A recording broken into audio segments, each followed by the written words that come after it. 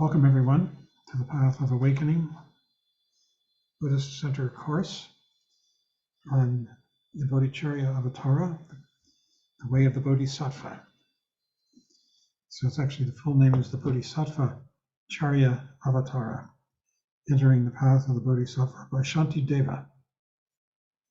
Tonight we are going to be talking about chapters 3 and 4, and we are going to once again ask people to read the verses that Michael and I will specify at any given time, and then we'll be commenting. And please feel free to, or whatever. So we're going to start tonight. Michael is going to start with chapter 3 of the Bodhicharya Avatara.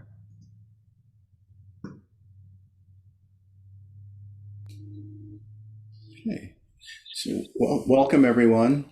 Chapter 3 is titled Taking Hold of Bodhicitta, but just to orient us to where we are, in the previous chapter that we talked about last week, we talked about the first 3 practices that are involved in what's called the 7-branch service or the 7-fold offering. So we talked about offering to the Buddhas and Bodhisattvas, we talked about prostrating, and we talked about confessing. Tonight we're going to begin by talking about the 4 remaining practices that are involved in the 7-fold service or the 7-fold offering, which are rejoicing, requesting to teach, asking to remain, and dedicating the merit.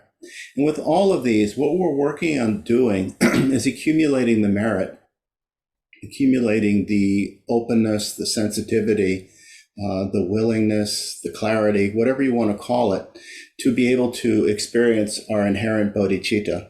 So in a sense, we're preparing the ground with the 7-fold service, 7-fold offering, preparing the ground for the experience of bodhicitta. And in engaging in these practices, as well as mindfulness awareness meditation, ultimately what we're doing is developing a different attitude, outlook, a perspective, a way of thinking that ultimately leads to a difference in our conduct. So obviously this involves our post-meditative experience. Nothing is changed in terms of what we do in formal meditation practice, but it's how we conduct ourselves, how we see things, how we think about things in post-meditation experience that we'll be talking about, not just tonight, but really for the rest of this book. A lot of it has to do with exactly that. So you could think of the different aspects of this, the 7-fold service, as we talked about last week, is in one sense offering kind of serving as remedy or antidote to states of mind that cause us to shut down, close off, indulge in passion, aggression, and ignorance. So that, for instance, we talked last week about offering as a way of developing freedom from attachment and allowing ourselves to offer in our imagination to the Buddhas, allows us to open up and be more available than we would be otherwise if we were just caught up in our ordinary clinging, in our ordinary preoccupations. So each of these, again, works as a remedy or antidote, but you could also look at them in a different way, as what we're doing again is cultivating or habituating ourselves to different ways of thinking, perceiving, and acting. That's, I guess you could say, the flip side of being a remedy or antidote. And ultimately, in the Mahayana, when we talk about purifying, what we're talking about is that our inherent Buddha nature, our bodhicitta, in itself is pure from the beginning, but it's obscured, covered over, like the sun covered by clouds. And ultimately, what these practices are doing is purifying the things that get in the way. They're not purifying Buddha nature or bodhicitta itself, but so that's another way to think about what we're doing with these various practices. Now, what happens when we engage in these practices, such as offering, prostrating, confessing, and so on, is sometimes, or maybe often, it brings up where we're stuck, where we're resistant, where we're resentful. It heightens our sense, it heightens our awareness of our clinging. And that's exactly what the practice is supposed to do. On the one hand, to help us let go and open up, but at the same time to highlight where we need to work further. It doesn't work. And when this happens, when we become aware of where we do put up boundaries, where we are stuck, where we are fixated, that it doesn't help to try to force ourselves into some kind of conceptual ideal of what we think we should be. That doesn't work. And in fact, there's a lot of self-aggression in that. But it does point out where we need to let go further. This is a way of developing our awareness of ourselves, developing our awareness of both where we're open and where we're stuck.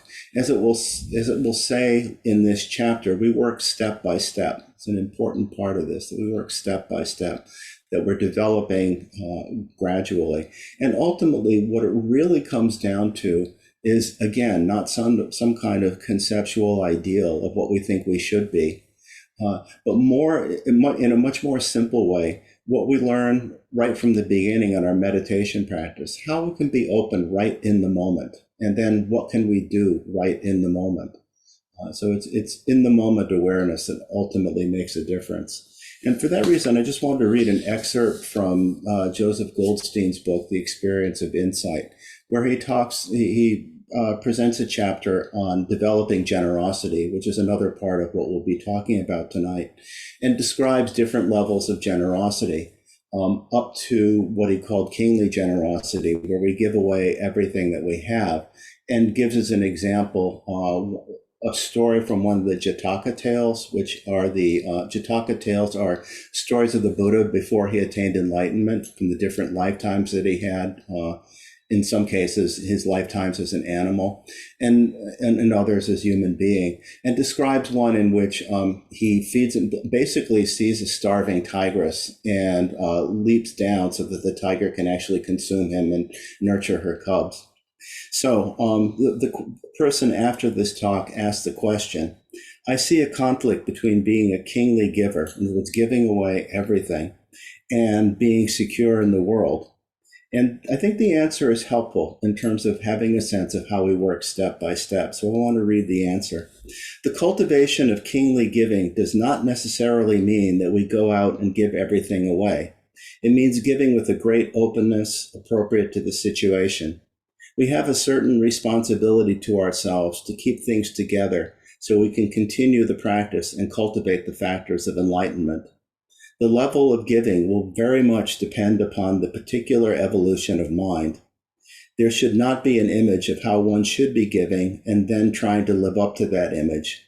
Simply, in the present moment, take opportunities to cultivate the factor of non-greed. It's not complicated. Let it unfold by itself. When it gets to the point where you're ready to fling yourself over a cliff to feed the tiger, you will. So again, this is describing the practices that we do step by step in terms of developing our mind and working ourselves free of the things that obscure our Buddha nature, bodhicitta, basic goodness, whatever you want to call it. So with that, we can begin looking at this chapter. So again, the first practice is rejoicing. And what rejoicing involves is experiencing happiness over whatever good fortune any and all beings have. And this is a practice that in particular helps us overcome envy and develop appreciation, and that in general develops goodwill. So if we have someone who'd be willing to read verses 1 through 4, you could put those up. And we have a willing reader.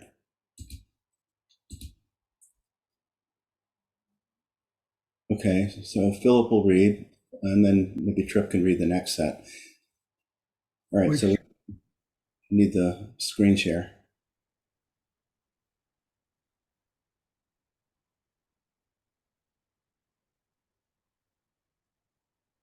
I'm not seeing it on the screen. I could just read from the book.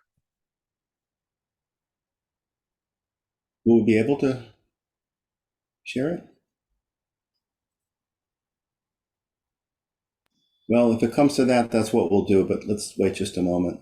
Okay. Hold on, give me a second here, see if I can find this.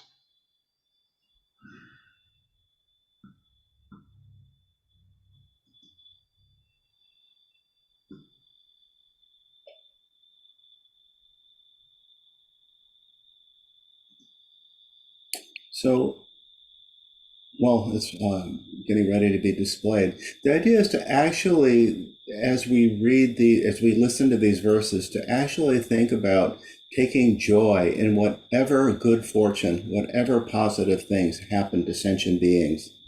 The verses 1 to 4 in chapter 3.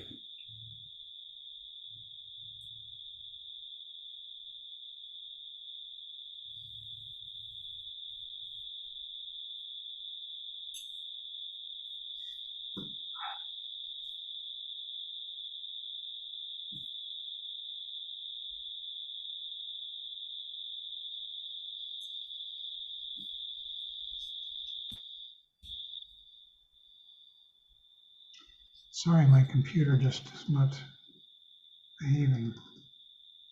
Well, maybe you can read the first 4 while see if you can get it to go. Maybe we'll just start with Philip reading the first 4 verses. Okay. Chapter 3, Taking Hold of Bodhicitta.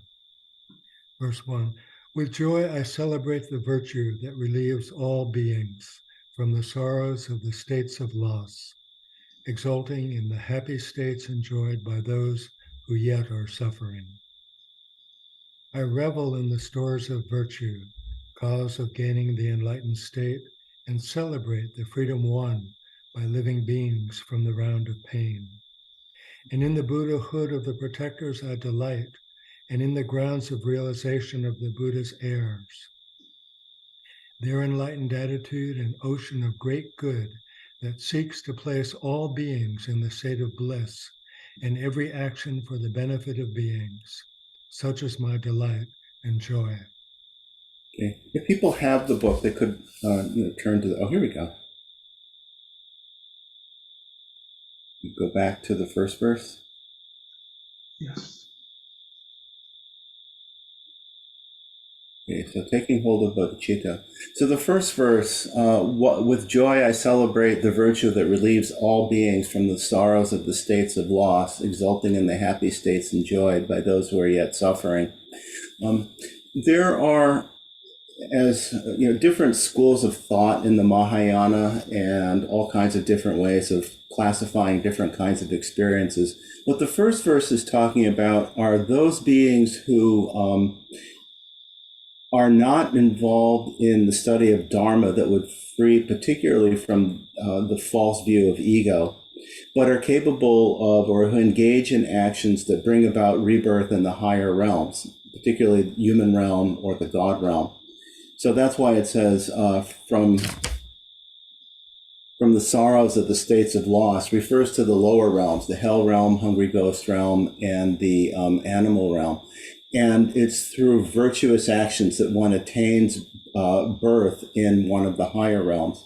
Or if we want to think of it in terms of just states of mind, that, clearer, less encumbered, less, states of mind where there's less suffering from passion, aggression, and ignorance, comes about as a result of virtuous actions. And in this level, we're talking about virtuous actions such as the 10 virtuous actions, that are the opposite of the 10 non-virtuous actions. So there are 3 actions of body, 4 actions of speech, and 3 of mind. The non-virtuous actions of body are killing, stealing, and improper sexual conduct. And that the virtuous actions would be promoting or protecting life, actually being generous and sharing rather than stealing. Sexual conduct that's a tricky one, but I think it's pretty clear that non-virtuous actions would be anything that's so self-centered, forced, or that causes pain and harm. So that instead you engage in actions with others, intimate actions in particular, that are characterized by generosity and openness and genuineness rather than some kind of falsity. The non-virtuous actions of speech are things like harsh speech, divisive speech, slandering, gossip. So virtuous actions of speech would be clear, gentle, supportive, non-divisive speech.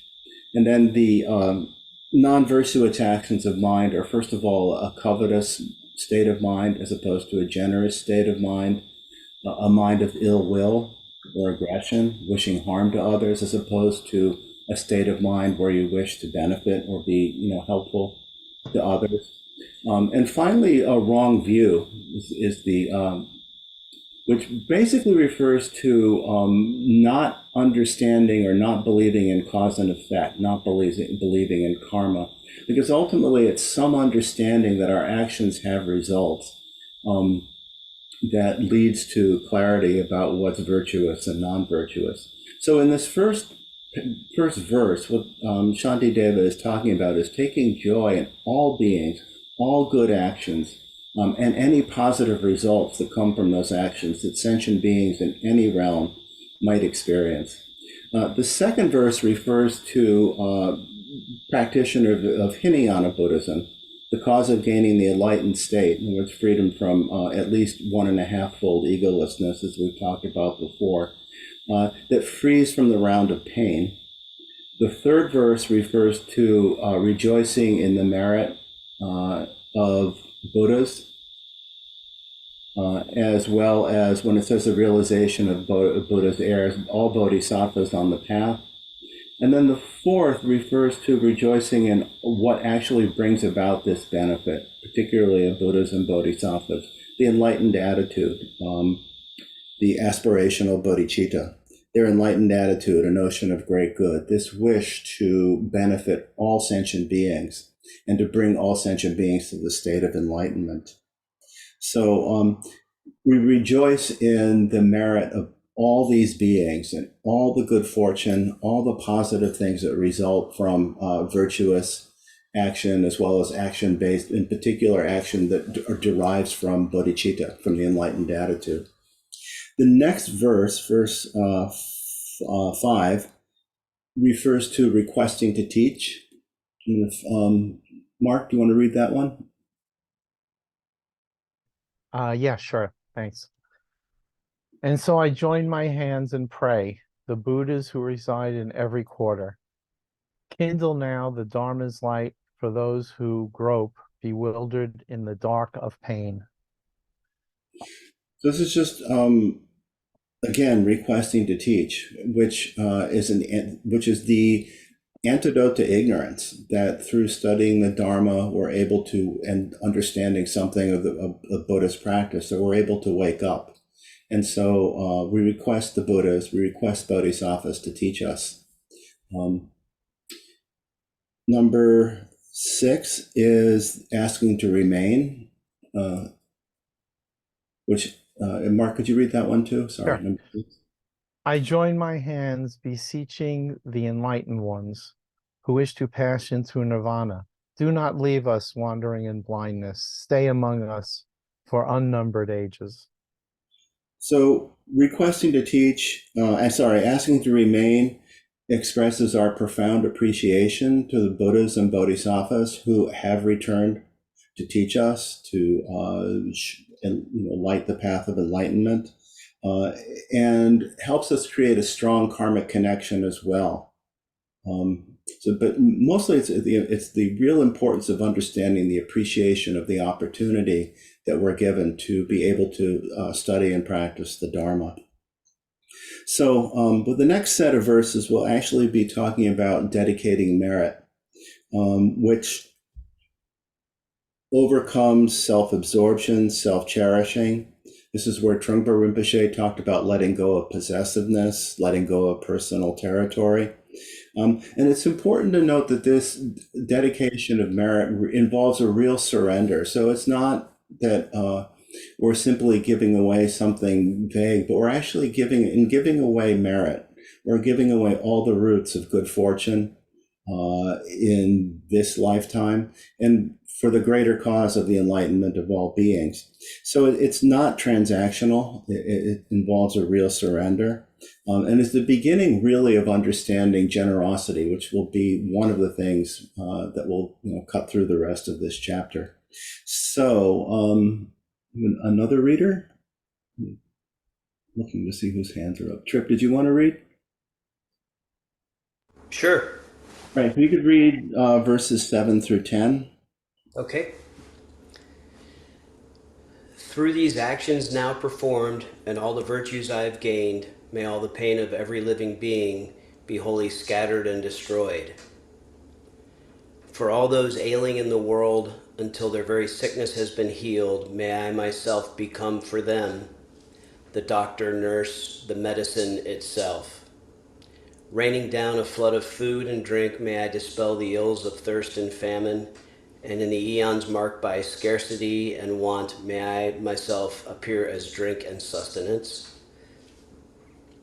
For sentient beings poor and destitute, may I become a treasure ever plentiful, and lie before them closely in their reach, a varied source of all that they might need. Thank you. Pema describes this as Shantideva actually expressing particular intentions, specific intentions around illness, poverty, and destitution. I think we could think of each one of these. If we go back to the beginning 7, you think of each one of these as circumstances that would make it very difficult for beings to practice. So we're dedicating whatever virtue we've gained so that the pain of every living being be wholly scattered and destroyed. For those ailing in the world until their every sickness has been healed, may I become myself or them doctor, nurse, medicine. So we're looking at really offering ourselves in a very full way, at least in our imagination at this point. Again, step by step, we're developing generosity. Step by step, we're letting go of self-cherishing. Step by step, we're letting go of clinging.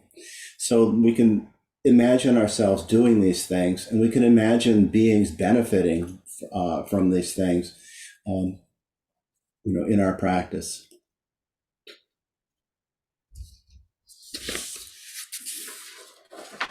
And begin to see the idea, for instance, when he talks about being a doctor, may I be a doctor, nurse, medicine, may I be drink, sustenance, treasure, for the poor and destitute, that in each case we're expressing the willingness to be whatever is most needed in a situation without self-reference. Starting with verses 11 to 12, we'll be working specifically with mind training in generosity. Basically, this involves surrendering, letting go of 3 bases of self-importance and self-attachment, which is first of all around the body, then around possessions, and then again around all merit, which again, we should think of all merit as being all the things that provide our good fortune, whatever that may be, in any sense that we may experience that. That Pema makes the point that beginning here that we're working with shedding, not collecting things, that there's a real sense again of genuine surrender. And that in particular what this works with is overcoming shenpa, attachment, the hook of emotional attachment, which is again the very the real push and pull of passion and aggression and ignorance, the way that we're attracted to certain things, the way we're repelled by certain things in a habitual and reactive way. And that by beginning to let go, we're opening ourselves up in a way that we are perhaps less likely to give into habitual clinging and habitual egotude. I want to read before we about the mind training. I want to read just a piece from the Nectar of Manjushri's speech about this. So, bodhicitta is brought into being by mind training. If we do not cut through the shackles of desire, it's impossible for the altruistic attitude to occur. The mind is trained by relinquishing, for the sake of others, the 3 foundations of ego clinging: the body, possessions, and the roots of virtue or merit. Beginners, however, should not actually surrender them in reality, for it is also said that if we try to do so without being truly able, the outcome will be nothing but a parody. If, therefore, we train and habituate our minds to the generous attitude of offering these 3 foundations to others, in other words, offering to others body, possessions, and virtue, if we think of this way, there's no contradiction in saying that we will perfect the paramita of generosity, even if in reality we do not actually give any of them even slightly. On the other hand, when people make charitable donations without having a generous attitude, their action is a mere imitation of generosity. It is therefore crucial to school and habituate ourselves in an open-handed and generous frame of mind. Of the three foundations of our clinging,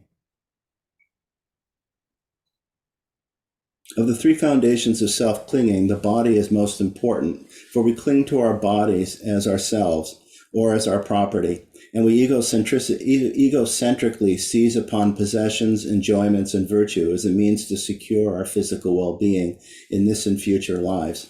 In view of this, it is of vital importance to sever attachment to the body. So basically, again, what we're doing is habituating ourselves to being able to let go. And as I think that, the reading from the Nectar of Manjushri's speech makes clear, what's most important is developing a mind of generosity. This doesn't mean that we can't give when we could, and that we shouldn't. It doesn't mean that we shouldn't give what we could. But again, it's not trying to create some image of what we should be. Again, I think similar to what Joseph Goldstein says, it's just we become awake to what we can do in the moment that might be of benefit to beings. In any case, the next set of verses will really relate in particular to body and our changing or letting go of our attitude toward our body. So if someone could first read verses 11 and 12, which describe the mind training in general. The volunteer. Henry, verses 11 and 12. My body thus, and all my goods besides, and all my merits gained and to be gained, I give them all and do not count the cost to bring about the benefit of beings. Nirvana is attained by giving all. Nirvana is the object of my striving, and all must be surrendered in a single instant. Therefore, it is best to give it all to others. So this is, again, talking about the mind training of developing a mind of generosity, that any kind of clinging becomes increasingly an obstacle to our really being able to open up. And again, we do what we can do in the moment, as is the case with other practices. Sometimes what it highlights is where we're more resistant.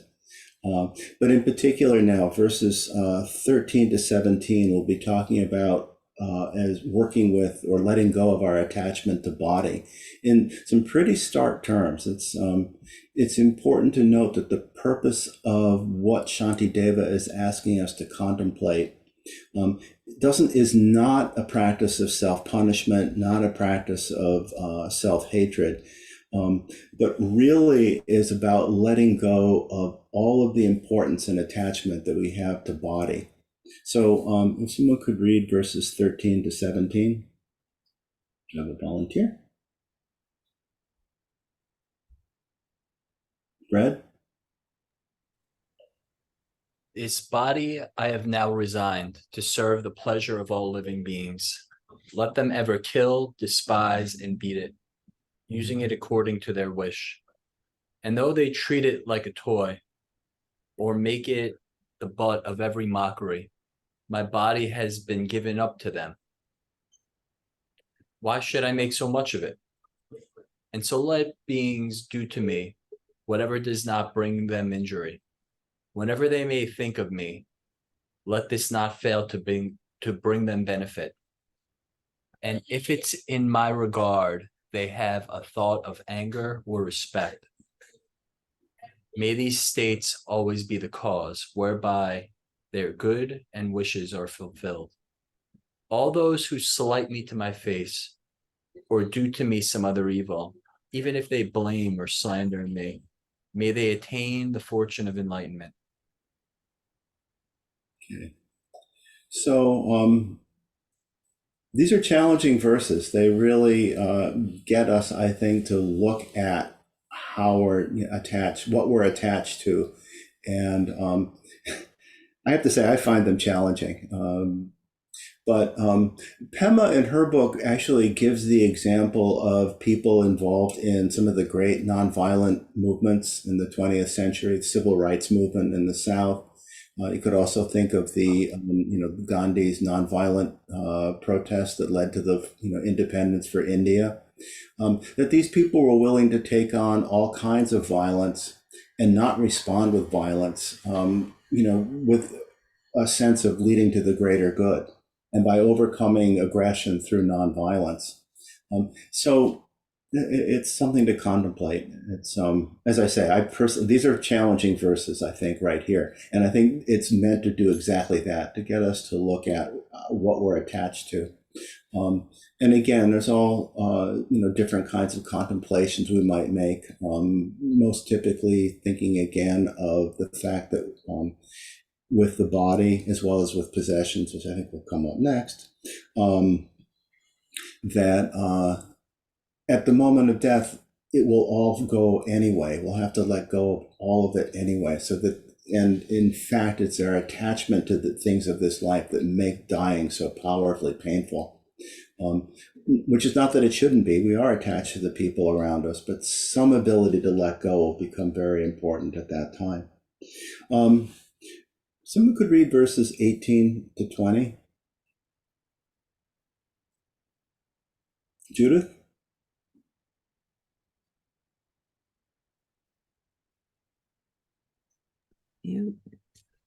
May I be a guard for those who are protectorless, a guide for those who journey on the road, for those who wish to cross the water.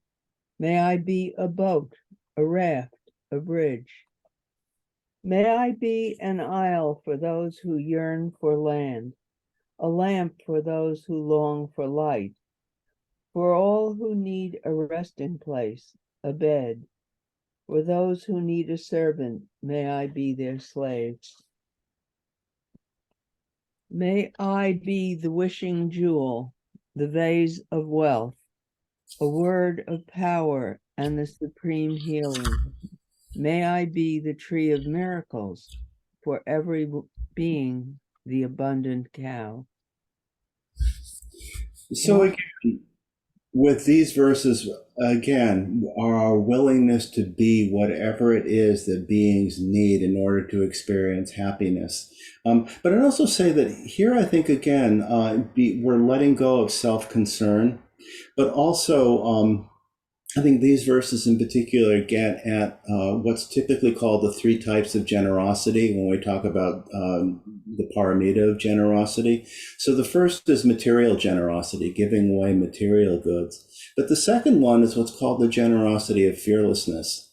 So if we think of some of these verses,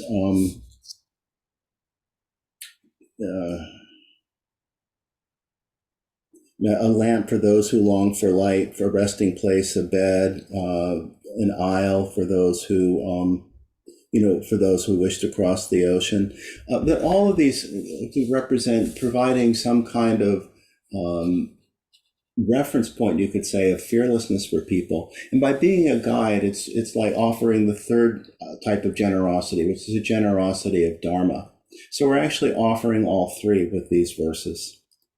The remaining verses relate to the Bodhisattva vow, beginning with verses 21 and 22, where we make a commitment to enter the path. So if someone could read verses 21 and 22.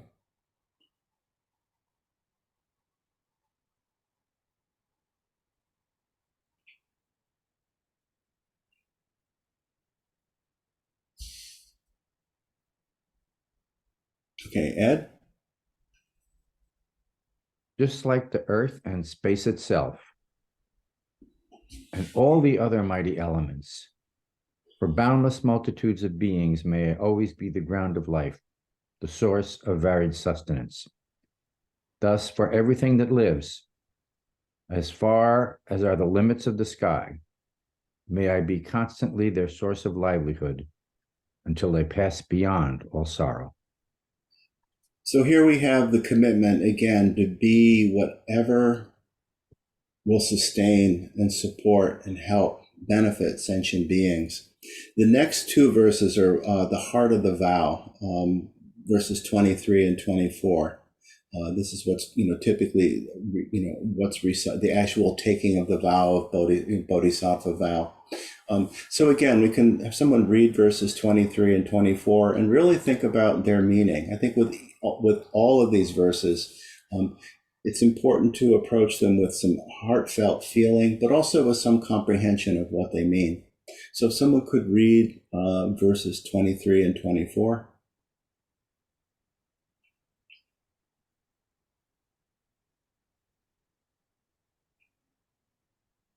Fred, do you want to read again? Yep. Okay. Just as all the Buddhas of the past have brought forth the awakened mind, and in the precepts of the Bodhisattvas, step by step abode and trained, likewise for the benefit of beings, I will bring to birth the awakened mind, and in those precepts step by step, I will abide and train myself. So this is So this is the crux of it. Where at this point we would be really taking on, just as the Buddhas of the past have brought forth the awakened mind, we vow to do the same thing, and we vow to train in the precepts and step by step developing our capacity to be awake, our capacity for the practice of the six paramitas, beginning with generosity and the rest, and that this is a commitment that we make. Verse 27. Oh, sorry, 25. Verses 25 and 26. He expresses just the recognition of the real power of this vow, what it is that we've done, or what we've done in taking this, this vow. So, Mark, you could read verses 25 and 26.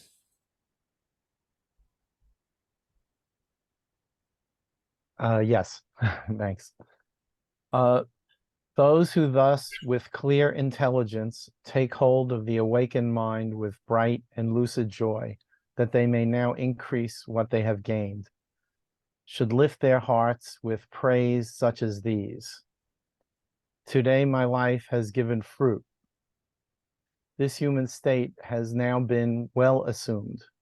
Today I take my birth in Buddha's line and have become the Buddha's child and heir. They're powerful words. My life is, my human state has now been well assumed, become Buddha's child and heir. My life has given fruit. So again, a real sense of the power of the vow and the magnificence of what we're giving birth to here. Verse 27 is the commitment to act, to act in this way, which I'll read myself. In every way, then, I will undertake activities befitting such a rank, and I will do no act to mar or compromise this high and faultless lineage. So this is the commitment to act. As Pema says, we'll make mistakes, but we commit to awaken bodhicitta. It's in a much grander way, just like what we do in meditation practice, where we begin with the intention to stay present, but find that we drift and come back again and again. And in the same way, again and again, we come back to this intention to develop ourselves for the benefit of all sentient beings. Verses 28 to 32 provide different analogies of bodhicitta, like a jewel found in a mound of filth, a treasure that alleviates poverty, a medicine that cures us of dualistic thinking and attachment to negative emotions, a bridge from the lower realms to of great suffering to the higher realms, the sun that eliminates darkness. So if someone could read verses 28 through 32.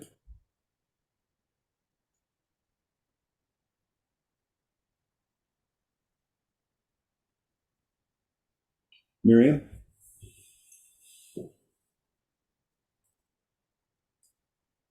For I am like a blind man who has found a precious gem inside a heap of dust. For so it is, by some strange chance, that bodhicitta has been born in me. That is the supreme draught of immortality that slays the Lord of Death, the slaughterer of beings, the rich, unfailing treasure mine to heal the poverty of wanderers. It is the sovereign remedy that perfectly allays all maladies. It is the tree that gives relief to those who wander wearily the pathways of existence. It is the universal bridge that saves all wandering beings from the states of loss, the rising moon of the enlightened mind that soothes the sorrows born of the afflictions. It is the mighty sun that utterly dispels the misty ignorance of wandering beings, the creamy, butter-rich, and full that's churned from milk of holy teaching.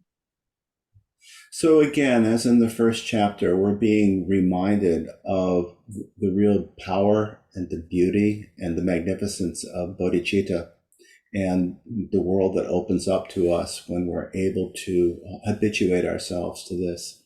The final verses are basically Shantideva summons beings to Buddhahood and says that that all beings, summons all beings to Buddhahood, and also his wish that all beings be happy until they're able to maintain that state. So Miriam, would you mind reading the last two verses? Okay. The living beings, wayfarers upon life's path, who wish to taste the riches of contentment. Here before you is the supreme bliss. Here, O ceaseless travelers, is your fulfillment. And so today, within the sight of all protectors, I summon beings, calling them to Buddhahood.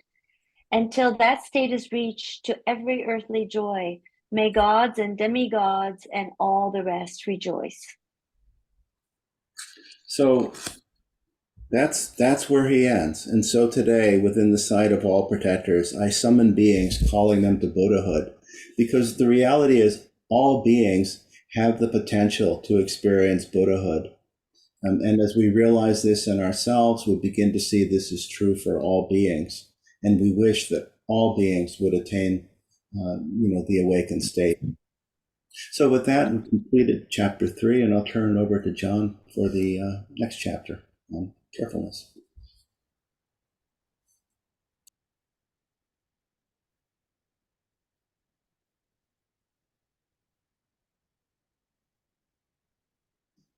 You're muted. No, there we go. Should I leave it like this? I can't see myself.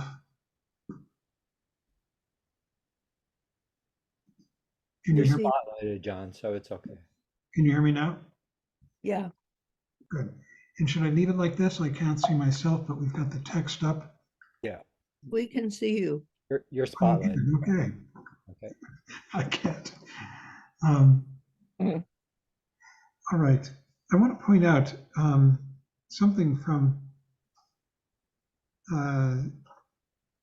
the text. This is from Pema's text that really jolted me.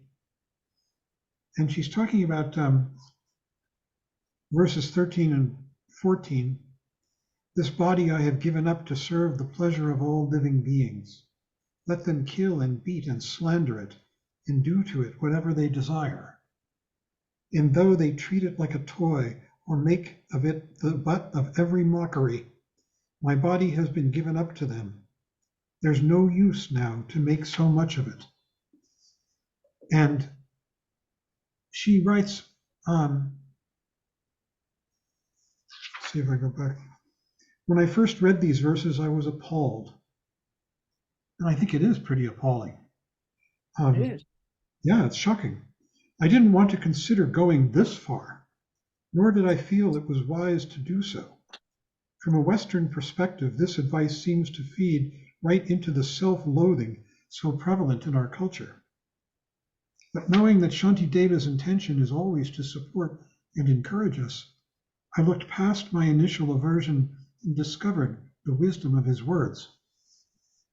This, I realized, was the approach of the civil rights workers.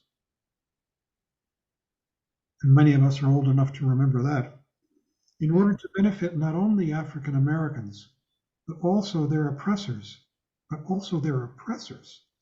were willing to put their bodies and feelings on the line. For the greater good, they entered into dangerous situations. Being the butt of every mockery, that's the line, was the least of it.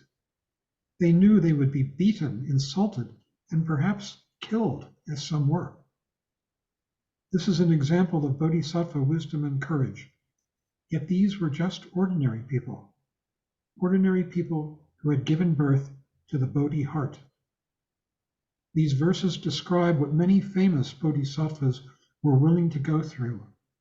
People like Nelson Mandela, Mother Teresa, Aung San Suu Kyi, and Gandhi. It also describes the bravery of countless unsung heroes and heroines. This is a very radical proposition that we're being offered. It's the path to enlightenment, and it's not something trivial. It's quite shockingly different than the way we may have been living our lives so far. It starts when we begin to realize two different things. The first is the power of meditation. And I'd like everybody to just take a good posture right now. And bring your minds. Wish I could make this screen go away for a minute. I'm sorry, I'm not better at this. Let's see, where does it? Here we go.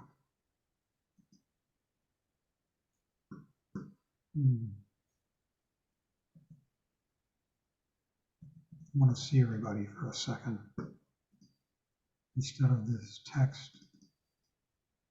I have to work this out of. I think you have to stop share screen. Yeah, there we go. Everyone. So take a good position and just bring your minds right here. You're looking at this screen, my image and the image of all these other people. You can feel the space around you, your bottom in the chair, the sound of this voice. Thoughts come and go, but we can rest here in this clear, open awareness. It's effortless because it is what we are. This is the bodhicitta, the Bodhi awake mind that is always, always with us. It's just that we get distracted by thoughts that come and go. But this mind never stops. It is our very nature, and it's called Buddha nature. And the first prerequisite to developing bodhicitta, as Shantideva is exhorting us to do, is to begin to come back more and more, to rest more and more in this effortless, clear awareness that is always with us. It is the bodhicitta. And in this awareness, all beings are equally of value. And we begin to develop an openness not only of mind, but of heart, of love, of connection with the beings of this world. And that is the second and most important, or second most important, both equally important aspect of awakened mind, bodhicitta, which is that our compassion begins to grow. Our love for sentient beings, our devotion to them. In this chapter that we just went through, Shantideva is painting a radical picture of a being devoted to these two aspects, steeped in these two aspects of the clarity of mind and what that brings in terms of knowledge, and this immense compassion, this immense heart that produces people like Nelson Mandela, Martin Luther King, and others. And all the people, so many people who rode those buses down to the South and were beaten or even some people killed for the sake of others.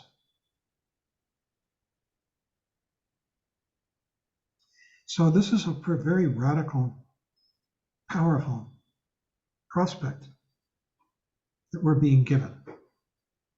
And perhaps we won't take it.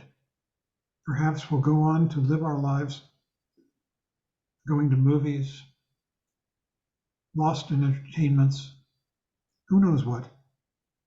But always this possibility is there to come back and be of service, to be of benefit, and to connect with this huge world.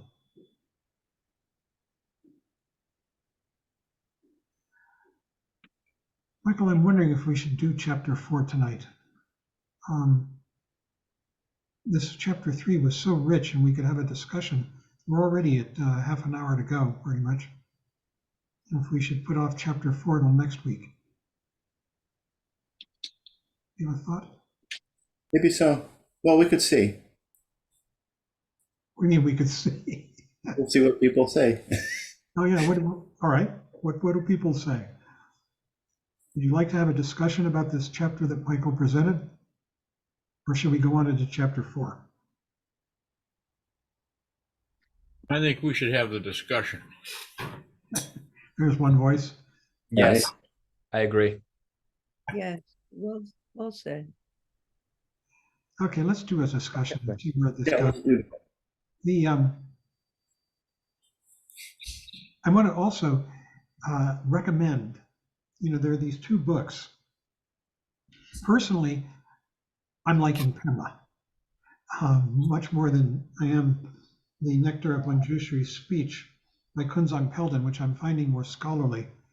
And Pema, I thought, did a really extraordinary job with this. That's right. I'm just making a recommendation if you want to read something to help you understand these teachings. Which is the Pema book? No Time to Lose. Right. Thanks. Yeah. Oh, Sometimes it's just Becoming Bodhisattvas, depending on which edition. But yeah, it was released under 2 titles. Oh, that's right. Yep. A Timely Guide to the Way of the Bodhisattva is this one. A lot of her things are on audiobook as well. Yeah. Which title is it on audiobook? Well, it's either going to be No Time to Lose, or what's the other title? Becoming Bodhisattvas. Becoming Bodhisattvas? Right. Okay. I've just noticed a lot of her things are on audiobook. You just have to look. Yeah, it is. It's not narrated by her, though. I'm sorry.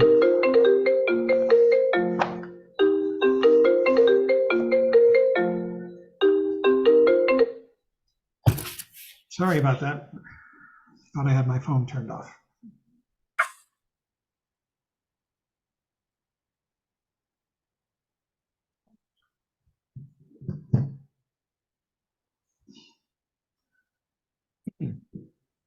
So, comments, questions? John, I have a question.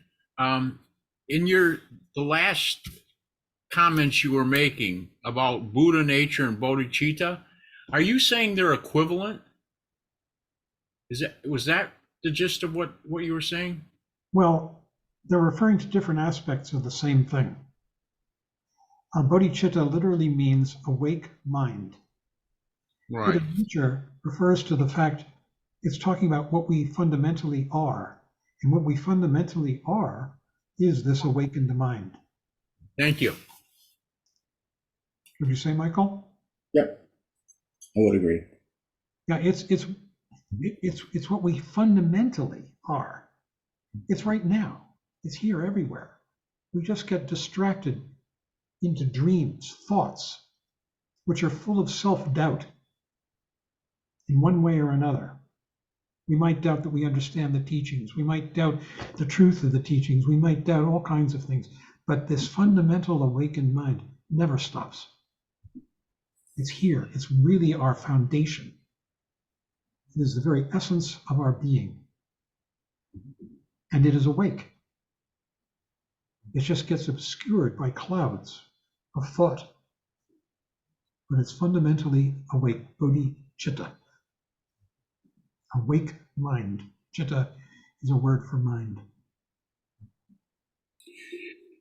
The other thing is there are different, within the Mahayana, there are different schools, different approaches to practice, and different philosophical traditions as well.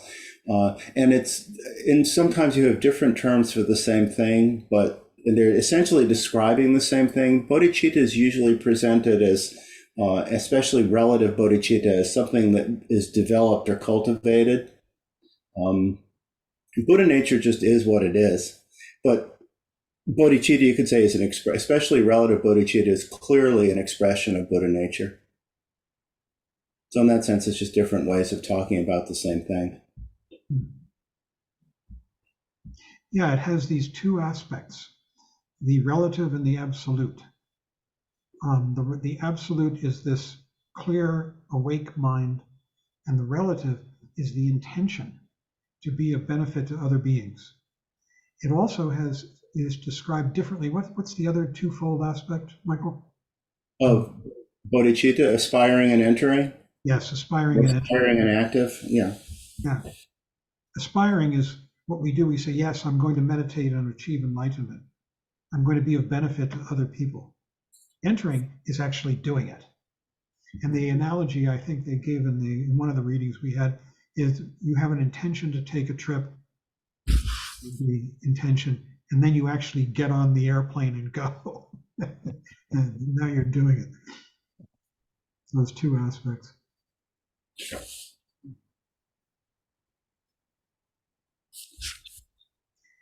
This is such a radical proposition that we're being offered. Which is why it can seem so threatening at times. Exactly. From the point of view of ego, it's about as opposite as you can. Mark, you have a comment. Yeah, I just was, this is great. And I think, isn't it about, like you said, it's about focusing on other. And they give us the most extreme version of actually giving our bodies and describing how our bodies have little self-worth. Really, they don't last that long. I think that's one of the sentences I think in this chapter about it's not, I'm not going to be around. I'm not going to be around too long. So why not do something good for others? And the focus of other, I know it's not the intention, but it helps us to for our own enlightenment.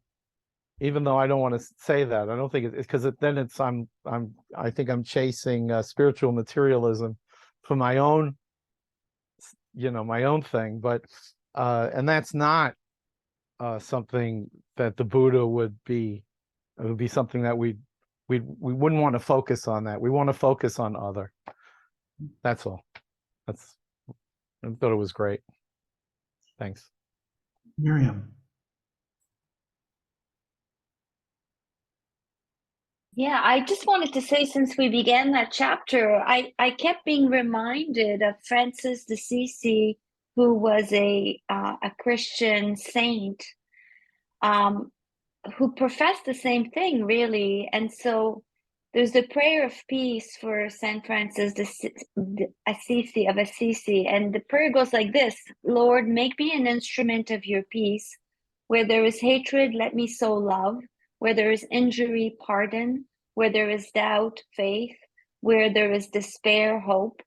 Where there is darkness, light. Where there is sadness, joy. And so for me, it was reminiscent of that. And it seems like the self-sacrifice that we're talking about is part of more than one mystical tradition. And I don't know what it is that transcends the different faiths when it comes to this. but I think that there's also a form of being a martyr that is not necessarily saintly. So I think we have to be careful about this kind of, suffering for others. Like someone said, it could be done for egotistical reasons too, or self-aggrandizing of some sort. So, I mean, it sounds noble. I don't know. I thought that it wasn't as radical maybe as others might think. Oh, I see two hands up. Now what? Fred, you wanted to say something. Yeah, verse 28, where they talk about a blind man who found the precious gem inside a heap of dust. That reminds me of something, Jesus said, where he said, the kingdom of heaven is like a jewel you find in the middle of the field, and you sell off all your possessions to buy that field in some way. You give up everything. Well, once you actually realize it by something, and it's kind of shocking, right? You get a glimpse of bodhicitta, egolessness. I don't know what you call it. It's like, where the heck is this coming from? I remember a teaching I got from that I've already told the people about here, so forgive me, from Kobanchino Roshi. He was the confrere of Suzuki Roshi Zen Center, and wonderful Buddhist. Kobanchino, he's Japanese, obviously. And one time we were talking, and I said that I was, comparing myself to someone like Mother Teresa, and that what I did that was of benefit to others seemed so trivial compared to her, and that maybe I should go and do something much more radical. And he said, a bodhisattva finishes the conversation with the person sitting across the table. Meaning you don't go to sort of, prostrate yourself and sacrifice yourself as though you're going to get something out of it. You respond to the exigencies, the circumstances of your world and your life with openness and compassion, and do what is called of you. What you respond. I offer that because that's my interpretation of it, but what do others think? It makes complete sense to me that you don't go off and say, okay, I'm going to go become a Mother Teresa or a Martin Luther King, because then I'll be virtuous. That sounds neurotic. Yeah, that makes sense. I found, when you're awake and, the situations come up, there's often an opportunity to go against the flow of ego, whether it's just being aware and like a tense situation just dissolves, or you're being attacked and then ego wants to defend, and you're just like, oh, you know what? All right. You feel the discomfort, you accept the blame for the situation, and, everybody moves on. It's quite interesting how it presents itself. It's very multifaceted. Indeed. Yeah, that's why I was really intrigued by the piece that I read from the Kunzig Palden, the Nectar of Manjushri's speech, where he said beginners should not actually surrender body, possessions, and so on in reality, for it's said that if we try to do so without being truly able, the outcome will be nothing but a parody. The important thing is developing the state of mind. It's of generosity.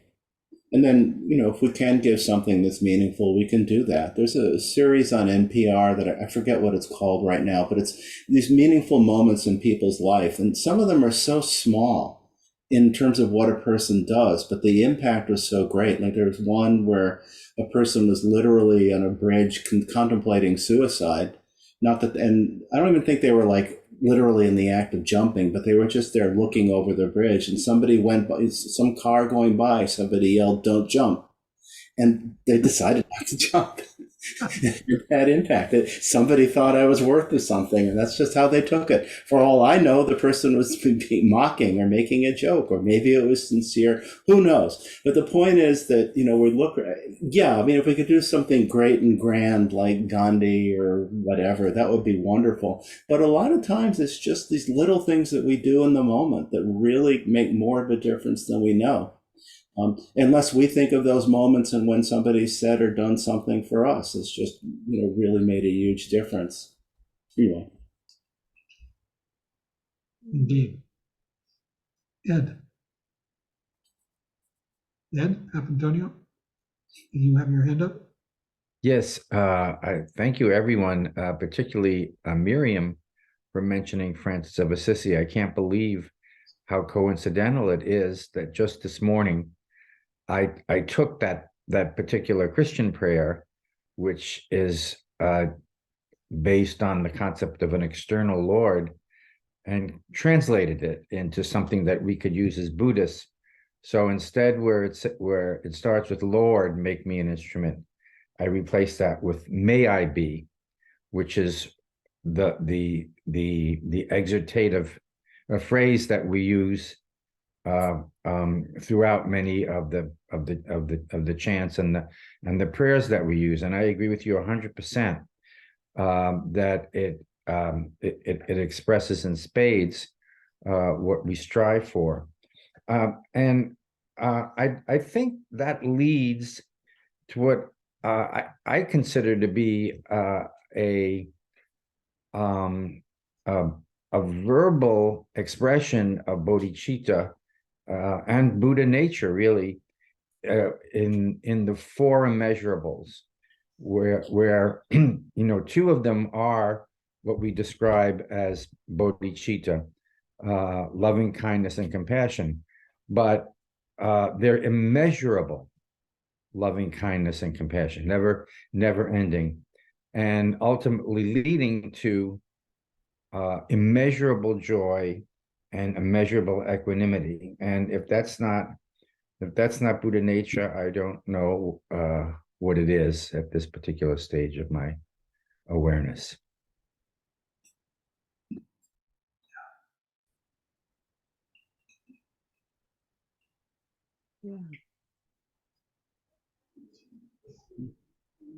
Karen Sue.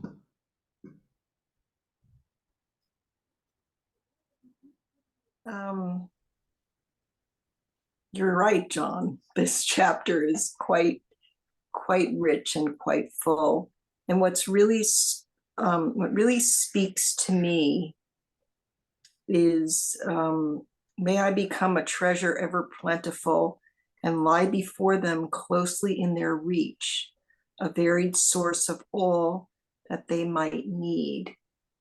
And for me, going further is meeting people where they are, hearing, understanding, absorbing what do they need, what do they think they need right now, and how can I be of service in that situation. And so I just find this really very, very powerful and inspiring. And so I just wanted to share that. Thank you. Thank you. Jeez.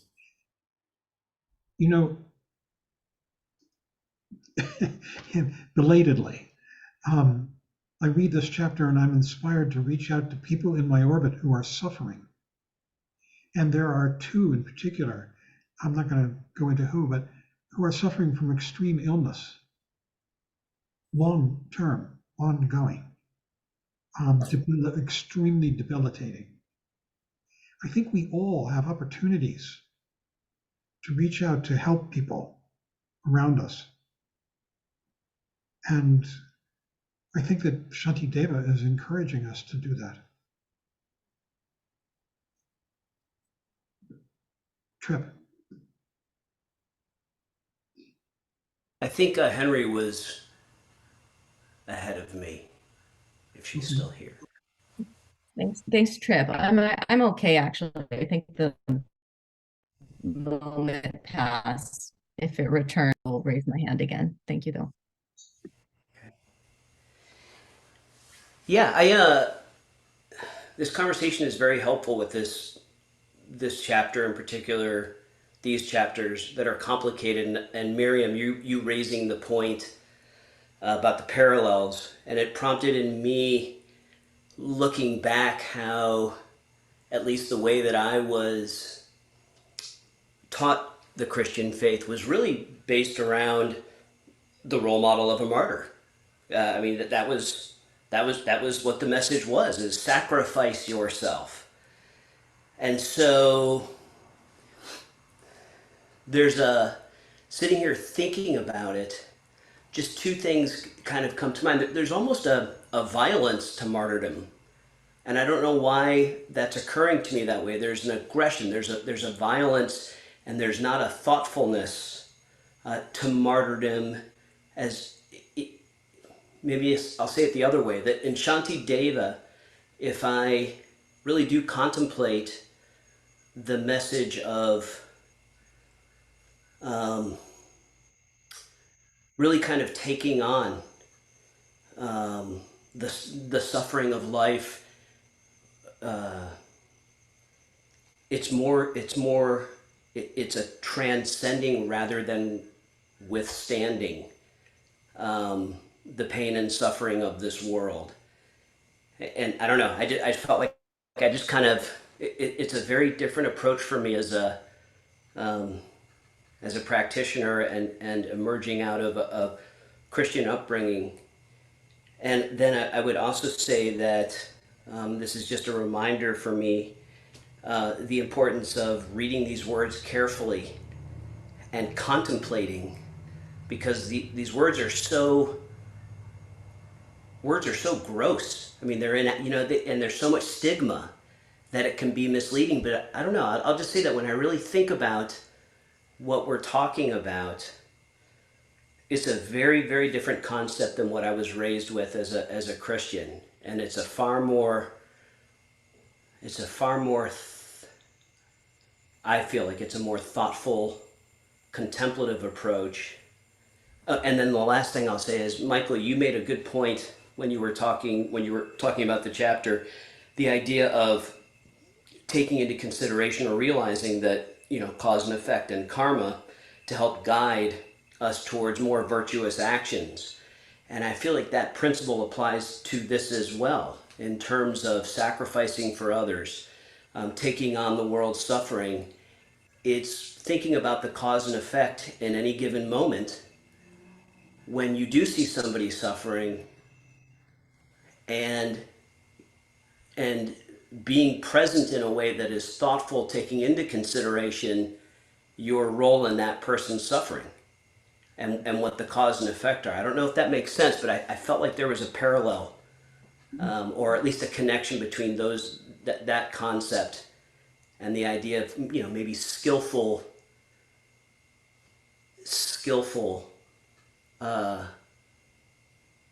taking on what's doled out at you. Not particularly articulate in that last one, but I feel like there's something there. So thank you. Rich. I think you're right. A lot of times our first reaction is to shut down, try to shut it all out.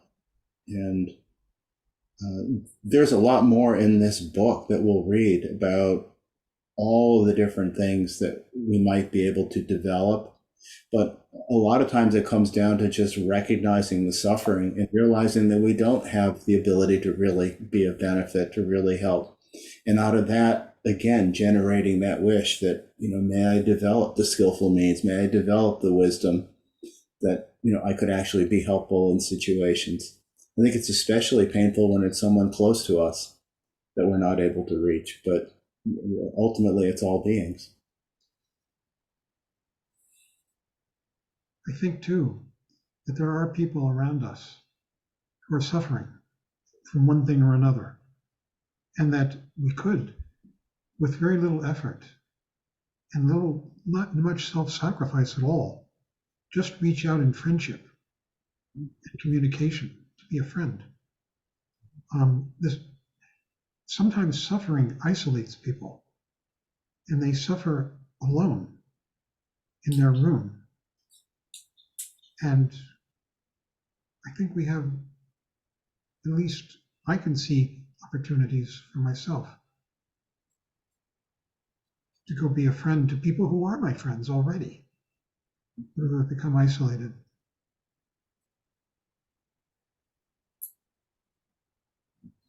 Ed has his hand up again. Yes, I don't want to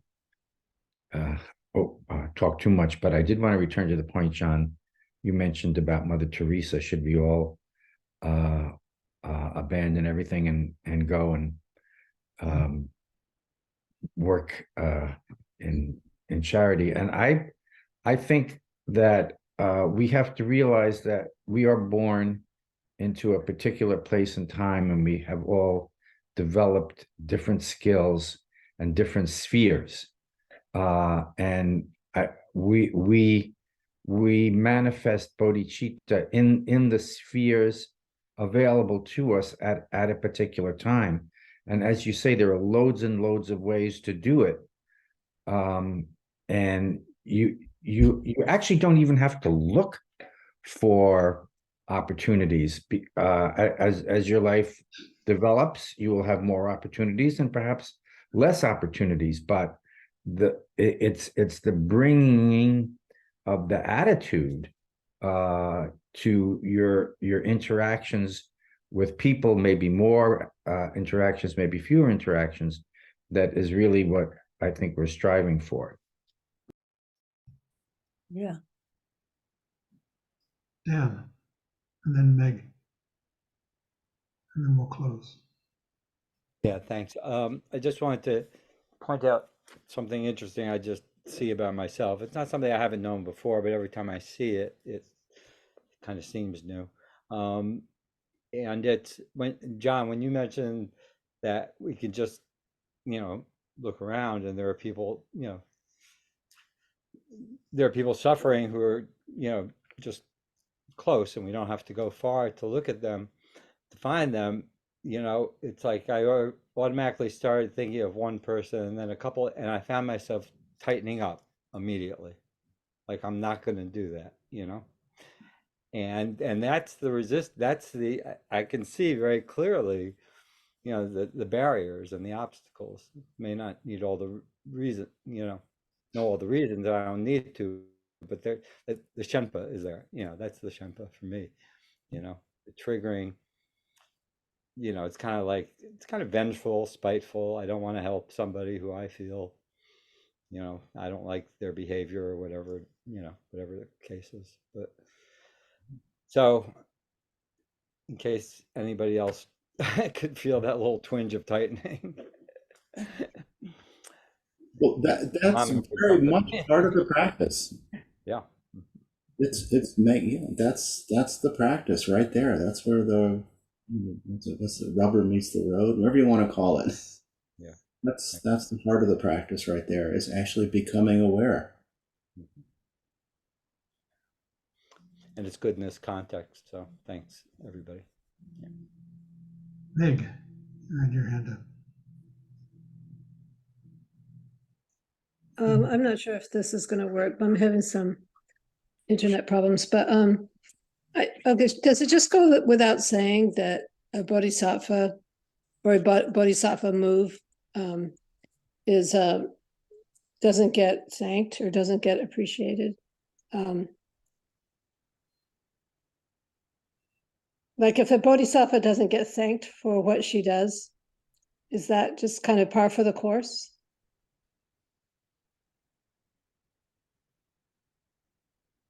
I haven't really heard you talk about that. Well, it might be. Whether or not a bodhisattva receives appreciation.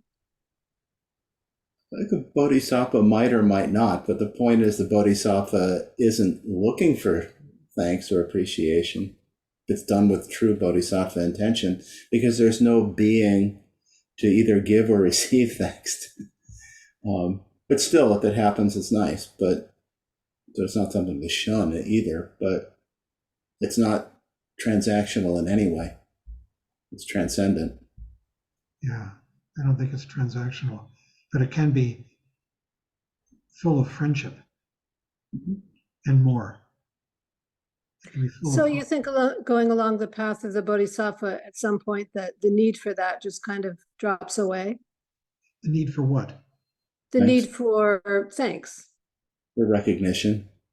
Thanks or recognition that you've done something Bodhisattva-like.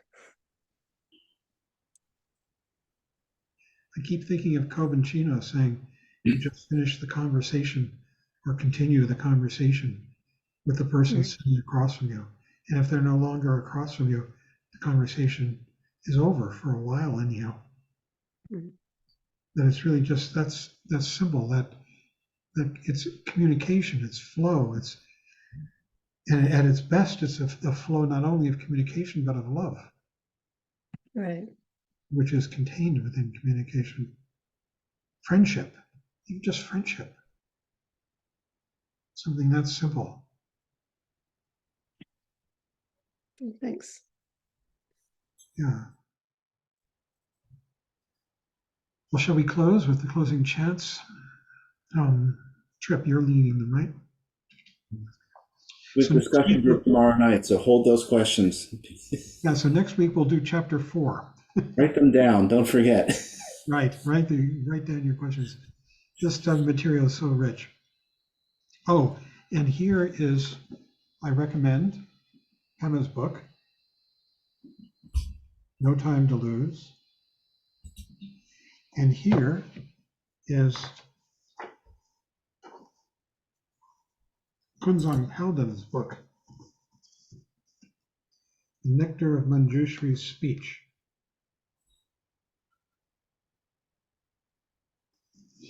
Michael seems to get more out of the second, and I find the first more approachable. I like them both. Okay.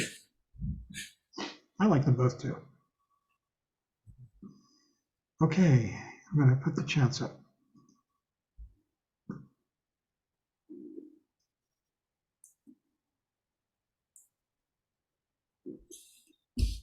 And I'm going to mute all, so Trip, unmute yourself. Thank you.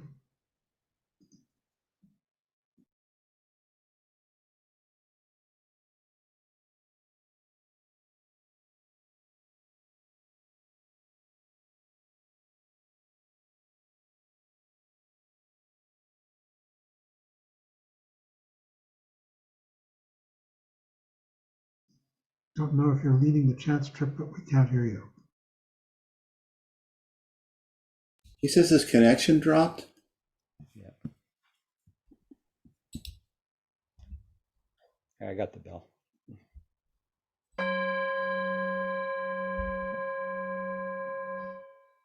By the blessings of enlightened and compassionate ones, by the power of my positive actions of 3 times and my prayers of pure aspiration, may wars, conflicts, epidemics, and all other maladies dissolve in this world. And may the earth and all who live on this earth enjoy the abundance of well-being. May all learn to live lovingly with each other.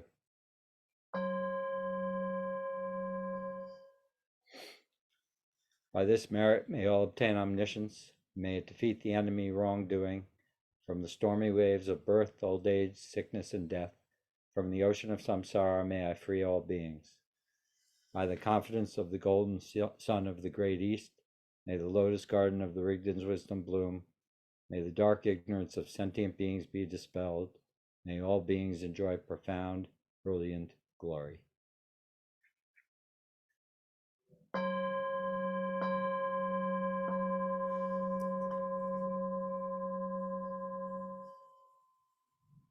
Thanks, everyone. Thank you, everyone. Trip, thanks everybody. Michael? Thanks all. Cool. You're welcome. Thank you, Michael. Good night, everybody. Thank you, Thanks, everyone. Thank you, everyone. teachers. Right. Thank you. Good night, everyone. Right. Take care. Good night.